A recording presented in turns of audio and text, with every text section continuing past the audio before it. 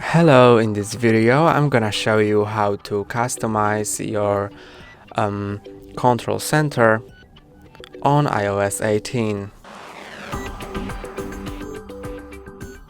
To customize control center, slide down from the top right part of your screen, and here you have your control center. You can see it has 3 pages by default, and to customize it, click on a plus in top left corner.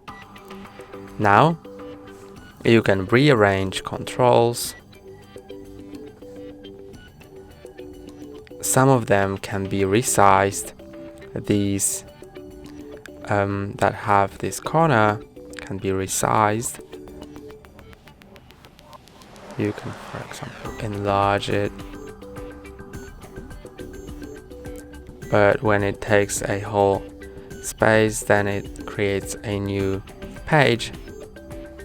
So I'm gonna resize it back again. You can hold and drag it between pages and between places, as you can see.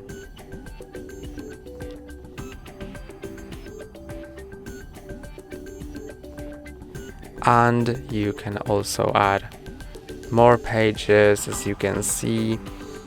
And you can add controls. Let's add a control, for example, for recognizing music, and let's enlarge it.